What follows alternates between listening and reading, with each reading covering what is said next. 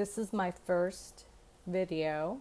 I'm new to the nail industry. I'm so excited. Guys, this is my interpretation of Halloween inspired nail art. I hope you like it. So I do nails using forms, and so I'm not going to go into the details of forms. They're going to add the forms. My fake hand is an iguana hand, and you guys can see I've surrounded it with tape so that the nail forms can stick on it. Using a pH balancer, which is like alcohol, then a primer. Here I'm using Mia's Secret. I'm just doing one coat on each of the nails.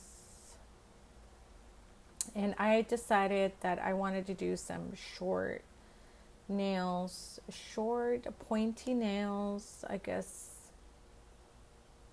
you could call them almond shaped short nails. And I decided to use white powder because if some of you probably know, white nail polish sometimes could be challenging. I've heard it's one of the hardest nail polishes to perfect. Application is the white one. So here I'm just going into details on this index finger of how I am forming the nail.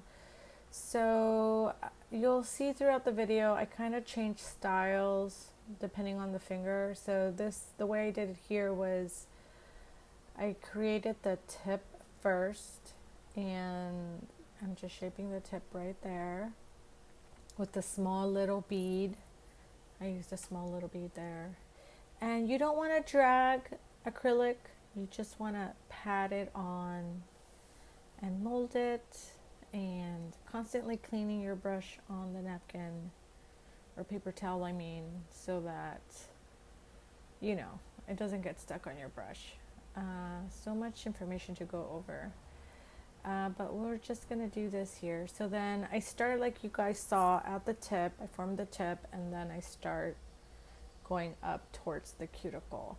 Now you'll see further ahead that sometimes I try to do the one ball method because these nails are so short.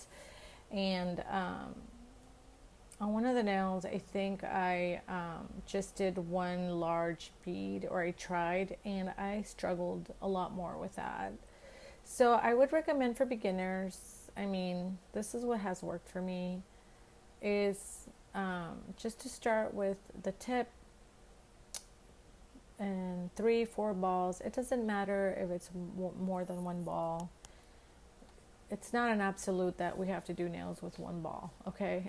It's okay not to do it with one ball. So here I did the close-up just so you guys could see that I'm just molding and shaping. Now don't worry if it's not perfect. All you really care about here is thickness and evenness of product.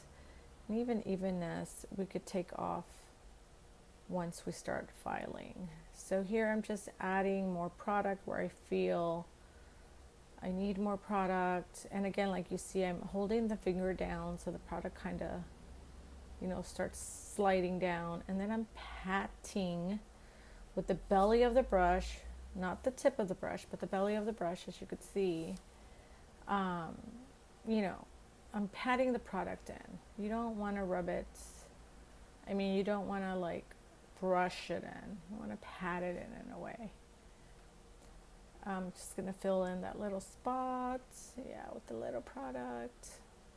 I still am working on mastering picking up beads.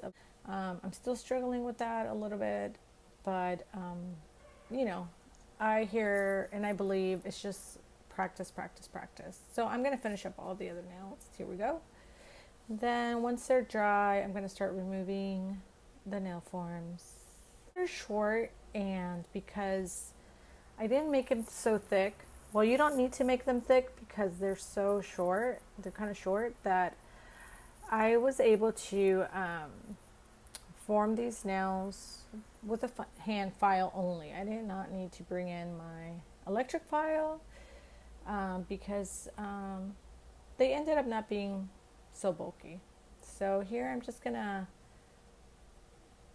file and shape, and I'm gonna you're gonna see that I'm gonna go through all the nails, and then I'm gonna go back one more time to refine, and then I'll go a final with a with more of a buffer with a 240 file, grit file. Right now I'm shaping with the 150 file. But of course, if your nail is really bulky or you just want to reduce length, you could definitely use a 120 or 100 file. But then you want to kind of start shaping and perfecting with the 150 or a 180. You know, you don't want it too gritty. And then I just ended up smoothing it, slightly smoothing it, not too smooth, with a 240 grit buffer file, which is right here. So I am just brushing with a dry brush, and then I'm going to wipe with some alcohol, just really get any dust out of the way. You want a dust-free surface for sure. And okay, so here, I am so sorry, you guys. I started painting these nails without noticing that I didn't hit the start button on my camera. So I'm just gonna apologize, but as you could see, I started drawing the face of a black cat, and that's inspired by my cat. I do have a black cat, and she was the one that got me into these Halloween nails. It's September, and fall is around the corner, and Halloween's around the corner, and so I just felt I was feeling insecure and non-confident and like, oh my gosh, I don't know what I'm doing, or just thinking of the future, just giving myself anxiety thinking of potential clients asking me for Halloween nails, and I don't know what to do. But you know what, just doing these nails for myself, just to practice, made me feel so much better. And I just let loose, let go, just had fun, wasn't expecting perfection. These nails were done just for me. And wow, I recommend you guys do that, especially if you're feeling down on yourselves right now with your nail art, or you're new like me and you feel like things aren't changing or it's really hard. Believe me, guys, it is hard. It seems easy. I started my nail journey almost a year ago. So I've been practicing for many months. And, I feel like I still need a lot to learn. There's so much to learn, right, guys?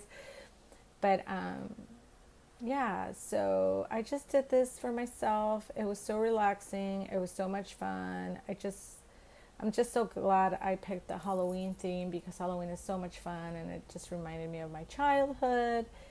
And the more I just relaxed into this, the more I started enjoying the process, and the happier I became with it. And I'm not gonna lie, I'm really happy with the outcome. So here I just did a one layer, and then I cured it, and this is the second layer. I was going to do a Frankenstein face, but then I just decided against it for now. I didn't want it to be too cartoonish, even though I did draw a pumpkin later on. But I just decided, to go with that. So like I said, just do whatever is feeling good for you in the moment.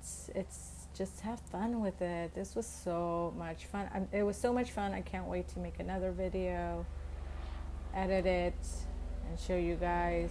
And it actually helped me out. I feel so much better, so much more confident. I am newly licensed and looking for a place to work soon here at a salon, and the anxiety I was feeling was paralyzing me a little bit in moving forward.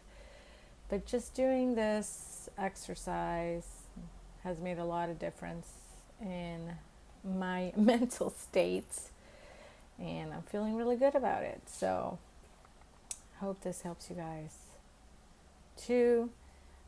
These are some young nail gel paints. I got them on sale. A lot of products that we see online are great products, but some of them can be pricey. And, you know, when we're new, there's so many things to purchase. We don't even know what to purchase, right? Like, where do we start? So just start wherever you feel you want to start, and where you're going to have fun and enjoy it. So here I'm doing my little pumpkin head. And again, I'm not making this a tutorial video. I'm just making this just get out your stuff and do it, especially if you're a beginner, or maybe not a beginner and not feeling very confident, because, you know, we're new to the industry and we're just bombarded with a lot more talent than ever before. So here, my favorite part is, of course, applying the top coat. I love the top coat. And yeah, these were my Halloween inspired nails. You know, they're not perfect, but I love them. I love the colors. I love that I just came up with it on my own. I'm sure I've been inspired by images I've seen on the internet, but yeah, what do you guys think? Let me know in the comments below. If you're not feeling confident, please let us know. What do you do to make yourself feel confident in your work? Thank you so much for watching. I hope you enjoy. I hope to hear from you. And I hope to be able to post for you soon. Thanks.